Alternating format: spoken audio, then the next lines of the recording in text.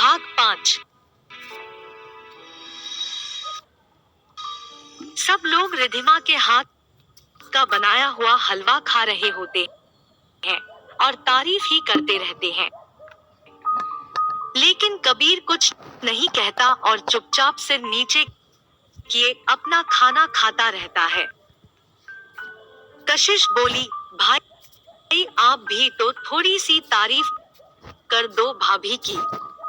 हलवा वाकई में बहुत टेस्टी बना है, क्या आपको अच्छा नहीं लगा?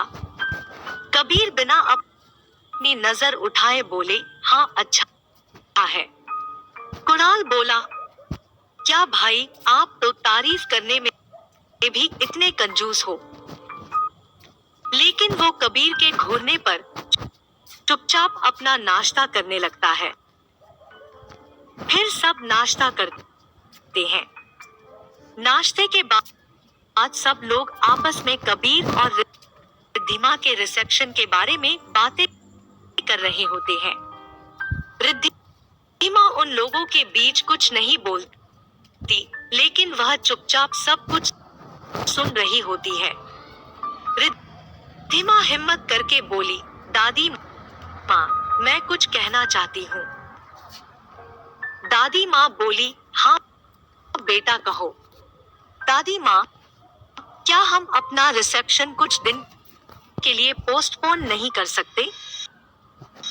क्योंकि इस महीने ही मेरे एग्जाम है और शादी के वजह से पहले ही इतनी छुट्टियां हो गई है और मैं आगे भी कोई छुट्टी नहीं ले पाऊंगी।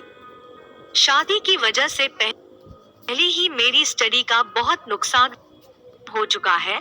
अगर मैंने अब भी अपनी स्टडी पर ध्यान नहीं किया तो मैं एग्जाम क्लियर नहीं कर पाऊंगी और फिर मुझे अपना कोर्स भी कंप्लीट करना है। तो क्या हम रिसेप्शन की डेट आगे बढ़ा सकते हैं? हाँ, क्यों नहीं बेटा। रिसेप्शन तो फिर भी हो जाएगा, लेकिन तुम्हारी पढ़ाई भी बहुत जरूरी है। हम नहीं चाहते कि शादी के बाद तुम्हारा सपना टूट जाए।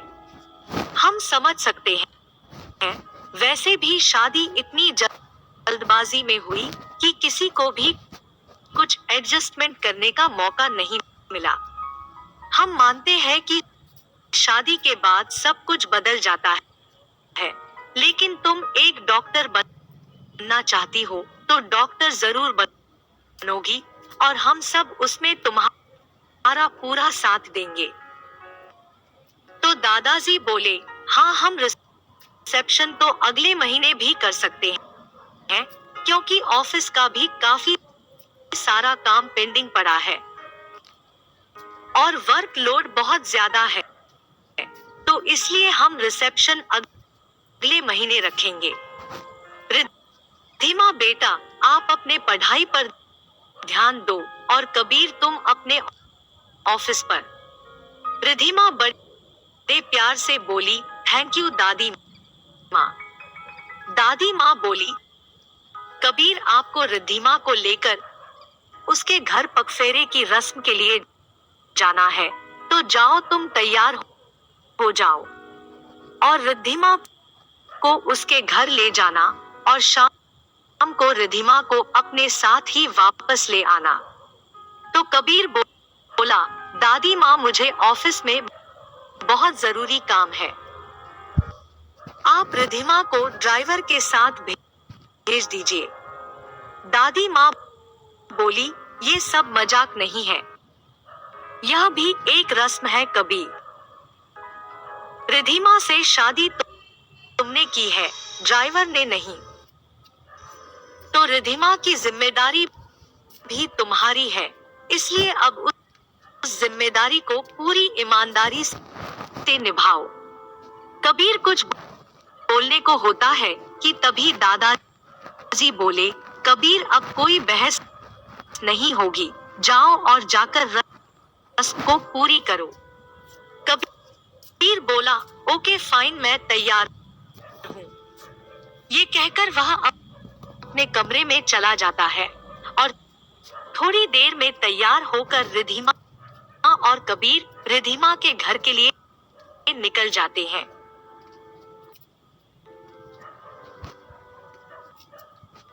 रिधिमा और कबीर जैसे ही कबीर के घर पहुंचते हैं तो उसमें रिधिमा के माता पिता दोनों के स्वागत में ही खड़े होते हैं।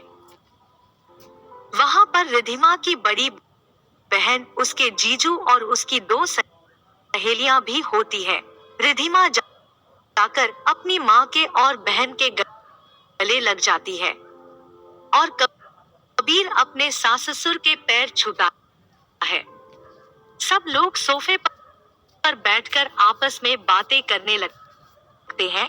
कुछ देर बाद रिधिमा की माँ कबीर से कहती है, कबीर बेटा, क्या आज के लिए हम रिद्धि को यहीं रख सकते हैं? तुम उसे लेने कल आ जाना।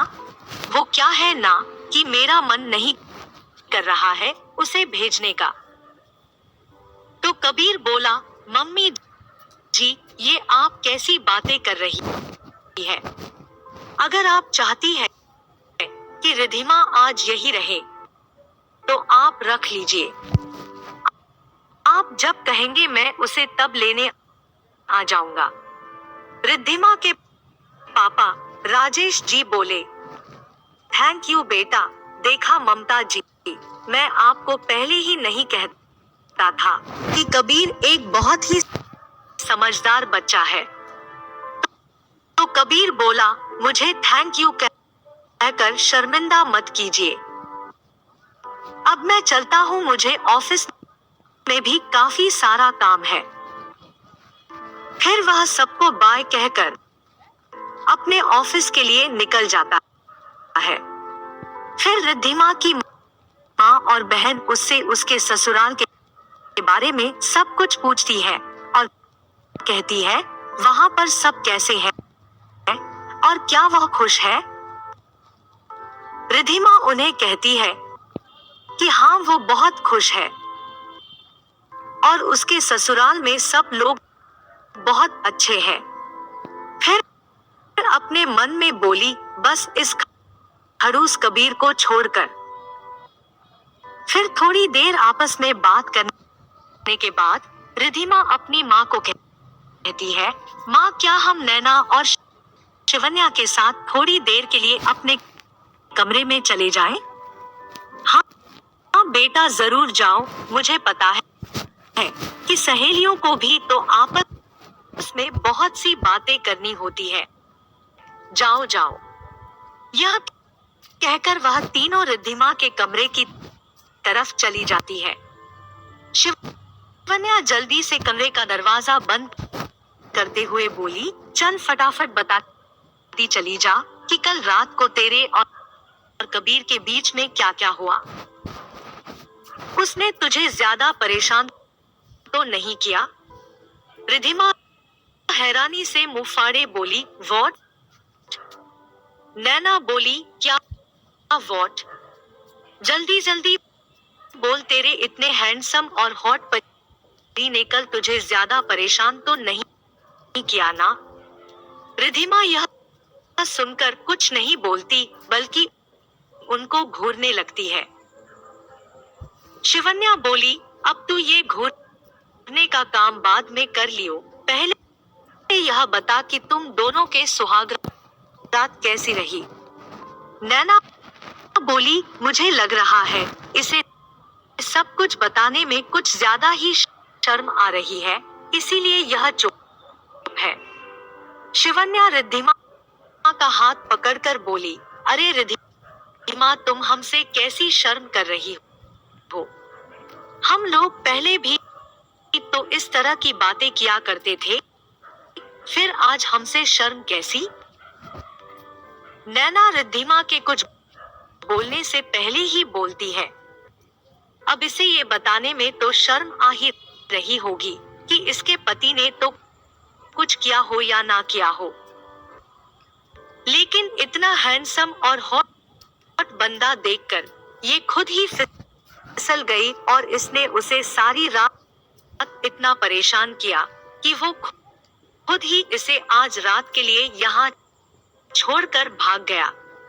वरना कौन पति अपनी शादी की दूसरी रात में अपनी बीवी को उसके मायके में छोड़ जाता है। यह सब सुनकर रिद्धिमा का गुस्सा तो सातवें आसमान पर चढ़ता ही जा रहा था, लेकिन वो दोनों उसके गुस्से से बेखबर होकर आपस में ही उलझी पड़ी थी। शिवन्या बोली, हाँ नैना, तेरी बात में तो दम है। नैना रिद्धिमा से बोली, हाँ अब तो हमें पार्टी करनी चाहिए, क्योंकि इतने बड़े, अमीर, हॉट और हैंडसम लड़के की बीवी जो बन गई है तू। रिद्धिमा गुस्से से अपना फोन उस पर फेंक देती है और बेड पर बैठकर बोलती है, तुम दोनों अपनी बकवास बंद करो और चुप हो जाओ। मेरे और कबीर के बीच में कल कुछ भी नहीं हुआ, समझी तुम दोनों? इसलिए अब अपनी ये फिजूल की बातें बंद करो। शिवन्या और नैना दोनों एक साथ चिल्लाकर बोली, क्या? ये तो क्या बोल रही है?